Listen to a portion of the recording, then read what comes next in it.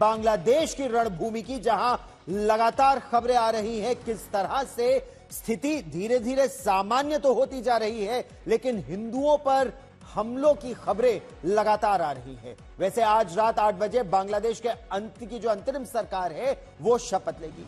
बांग्लादेश के सामाजिक कार्यकर्ता और नोबेल पुरस्कार विजेता मोहम्मद यूनुस के नेतृत्व में 15 सलाहकारों पर और इनकी जो समिति बनी है ये आज रात 8 बजे शपथ लेगी। मोहम्मद यूनुस पेरिस से ढाका पहुंच चुके हैं, लेकिन बांग्लादेश में हिंदुओं के घरों पर हमले इस समय भी जारी हैं। मंदिरों को लगातार निशाना बनाया जा रहा है, इस तरह की खबरें अभी भी आ रही हैं। और यही वजह है कि भारत बांग्लादेश सीमा पर कई जगहों पर हिंदू, जो बांग्लादेशी हिंदू हैं, वो शरण लेने के लिए, भारत में शरण लेने के लिए इकट्ठा हो रहे हैं। मौके का फायदा उठाकर बांग्लादेश के आतंकी संगठन भी घुसपैठ कर सकते हैं, इस तरह की इंटेलिजेंस इनपुट्स भी आ रही हैं। लिहाजा सीमा सुरक्षा बल ने किसी को भी भारत की सीमा में फिलहाल घुसने नहीं दिया है। और इस बीच बांग्लादेश की पूर्व प्रधानमंत्री शेख हसीना, जो आज भी भारत में ही है, उनके बेटे ने दावा किया है कि बांग्लादेश में एक बार फिर जब लोकतंत्र स्थापित हो जाएगा तो उनकी मां शेख हसीना अपने देश लौट जाएंगी। दूसरी तरफ भारतीय सेना की तरफ से बांग्लादेश की हालात को लेकर पहला बयान सामने आया है। Chief of defence staff general Anil Chauhan ने क्या कहा है, हम सबसे पहले आपको वो भी दिखाएंगे, लेकिन उससे पहले बांग्लादेश की उस अंतरिम सरकार के बारे में आपको बता दें। पूरी दुनिया की नजर इस समय बांग्लादेश पर टिकी हुई है। सरकार के मुखिया बनने जा रहे हैं मोहम्मद यूनुस। ये 84 वर्ष के हैं। पेरिस से ये ढाका पहुंच चुके हैं। ढाका पहुंचने पर उन्होंने छात्र नेताओं के साथ, सेना के आला अधिकारियों के साथ, पुलिस के साथ मुलाकात की। वहीं छात्रों को संबोधित करते हुए मोहम्मद यूनुस भावुक भी हो गए। ये तस्वीरें देखिए, ये अब से कुछ देर पहले उनके ढाका पहुंचने की तस्वीर है। हम आपको 2 तस्वीरें इस समय दिखाएंगे। मोहम्मद यूनुस को प्रदर्शनकारी छात्रों की मांग पर ही अंतरिम सरकार का मुखिया बनाया गया है। शेख हसीना को हटाए जाने के बाद उन्होंने कहा था कि यह बांग्लादेश की दूसरी मुक्ति है। 1971 में आपको याद होगा, भारत की मदद से पाकिस्तान से बांग्लादेश को मुक्त किया गया था। मुक्ति बाहिनी और मुक्ति योद्धाओं ने उसमें महत्वपूर्ण भूमिका निभाई थी। वो 16 दिसंबर 1971 की बात है। शेख हसीना से उनके रिश्ते, यानी इस समय जो मोहम्मद यूनुस कमान संभालने जा रहे हैं बांग्लादेश की, उनके संबंध अच्छे नहीं हैं। मोहम्मद यूनुस को गरीबी दूर करने के लिए, उसमें प्रयास करने के लिए नोबेल प्राइज से सम्मानित किया जा चुका है, उनको और उनके ग्रामीण बैंक को। लेकिन शेख हसीना उन्हें गरीबों का खून चूसने वाला बता चुकी हैं। अब शेख हसीना के हटाए जाने के बाद वो यूरोप से बांग्लादेश लौटे हैं और आज रात 8 बजे उनका शपथ ग्रहण होगा। उसके बाद वो सत्ता संभालेंगे। उनके लिए चुनौतियां बहुत बड़ी बड़ी हैं। क्या है वो चुनौतियां, देखिए ये रिपोर्ट।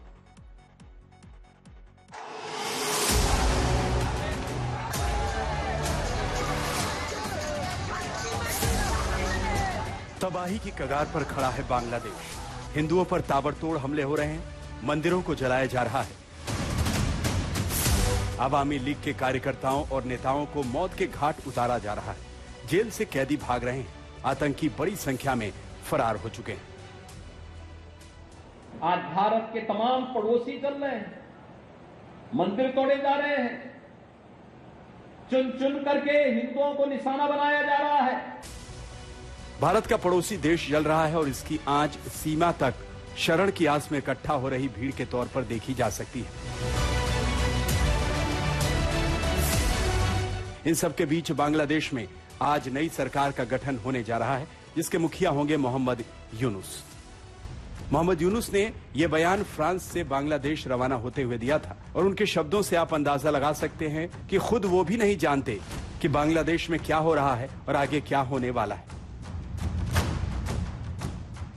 शेख हसीना के तख्ता पलट के बाद बांग्लादेश में सेना के हाथों में सत्ता की बागडोर है। आर्मी चीफ वकरुल जमान ने ऐलान किया है कि 15 सदस्यों की सलाहकार परिषद अंतरिम सरकार चलाएगी, जिसके मुखिया होंगे मोहम्मद यूनुस। मोहम्मद यूनुस को अंतरिम सरकार का मुखिया बनाने की मांग उन्हीं छात्रों ने की है जिनके प्रदर्शन से हसीना को बांग्लादेश छोड़कर भागना पड़ा। सेना ने छात्रों से किए वादे के मुताबिक मोहम्मद यूनुस को सरकार का मुखिया बनाया, लेकिन उनके लिए राह आसान नहीं होगी।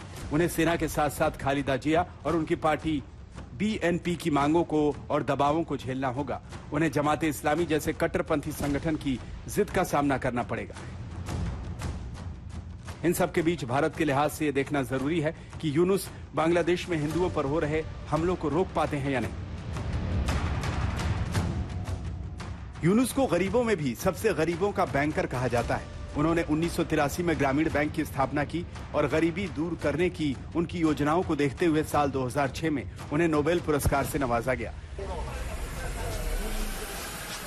लेकिन 2008 में उन्होंने दो बेगमों के बीच तीसरे विकल्प के तौर पर पार्टी बनाई और राजनीति में कदम रखा, लेकिन उन्हें शेख हसीना के विरोध का सामना करना पड़ा। हसीना ने उन्हें गरीबों का खून चूसने वाला कहा, उनके खिलाफ 190 से ज्यादा मुकदमे दर्ज कराए, उन्हें बांग्लादेश छोड़कर यूरोप जाना पड़ा। बरसों बाद वो बांग्लादेश में वापसी कर रहे हैं। उन्हें जल्द से जल्द चुनाव कराने का वायदा किया है, लेकिन हालात अनिश्चितता से भरे। बांग्लादेश जिस मोड़ पर खड़ा है, वहां जब उसका भविष्य ही तय नहीं तो यूनुस की अंतरिम सरकार का क्या होगा, ये कोई नहीं जानता। आज तक ब्यूरो।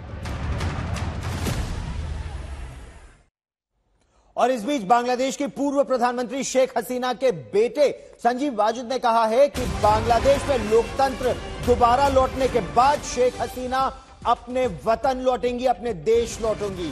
संजीव वाजिद ने कहा है कि शेख हसीना का बांग्लादेश लौटना तय है। ये बड़ी बात वो कह रहे हैं, क्योंकि इससे पहले शेख हसीना के बारे में यह कहा जा रहा था कि वो कुछ समय भारत रहने के बाद लंदन जाने का प्रयास कर रही थी, वो नहीं सफल हो पाया। फिर कहा गया कि वो यूरोप जाएंगी या फिनलैंड जा सकती हैं, लेकिन अब उनके बेटे का कहना है कि वो लोकतंत्र की बहाली के बाद फिर बांग्लादेश लौटेंगी। सुनिए।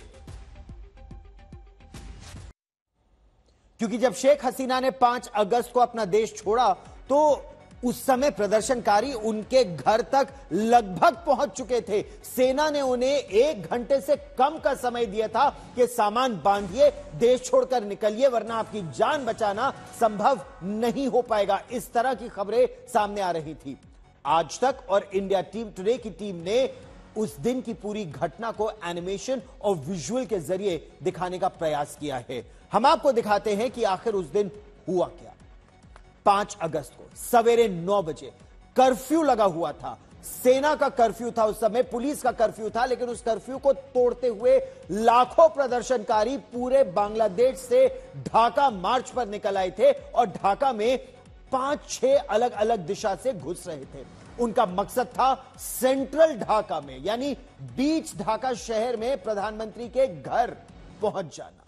पुलिस से झड़पें हुई, वो गण भवन यानी पीएम हाउस की ओर बढ़ने लगे। दोपहर लगभग 1 बजे ढाका के इंस्पेक्टर जनरल ने शेख हसीना को फोन करके बताया कि हालात अब पुलिस के काबू में नहीं है, बहुत तेजी से बेकाबू हो रहे हैं। शेख हसीना ने पूछा, आर्मी क्या कर रही है? तो आईजी ने बताया कि आर्मी ने ताकत का इस्तेमाल यानी हथियारों का इस्तेमाल करने से साफ इनकार कर दिया है। 1 बज चुका था। 1:30 बजे शेख हसीना को उनकी बहन और सीनियर स्टाफ ने ढाका छोड़ देने के लिए राजी किया, क्योंकि अब यह साफ हो गया था कि भीड़ सीधे उनके घर की ओर बढ़ रही है और पुलिस ने हाथ खड़े कर दिए थे। उनकी बहन शेख रेहाना ने कहा, हमें अब निकल जाना चाहिए। यही बात सेना के अधिकारियों ने भी शेख हसीना से कही। शेख हसीना ने कहा कि मैं जाने से पहले देश के नाम एक आखिरी संदेश लाइव देना चाहती हूं टीवी पर। आईजी ने कहा, मैम आपके पास अब इतना समय नहीं है। वो रिकॉर्ड करना चाहती थी, तो पुलिस ने कहा अब रिकॉर्ड करने का वक्त भी नहीं बचा है। 1:35 पर शेख हसीना के बेटे का फोन आया। बेटे ने कहा कि आपको बिल्कुल अभी बांग्लादेश छोड़ देना होगा, वरना सुरक्षा की गारंटी नहीं ली जा पाएगी, ऐसा पुलिस कह रही है। बेटे ने कहा, मां अब वहां रहना ठीक नहीं है, निकल जाओ। शेख हसीना को कार से जो तेजगांव का हेलीपैड है वहां तेजी से ले जाया गया। कहा यह गया कि एक तरफ से उनकी गाड़ी निकल रही थी और दूसरी तरफ से भीड़ उनके घर की ओर तेजी से बढ़ रही थी। फिर जैसे ही वो हेलीपैड पर पहुंची तो हेलीकॉप्टर से उन्हें करीम टोला एयरबेस ले जाया गया।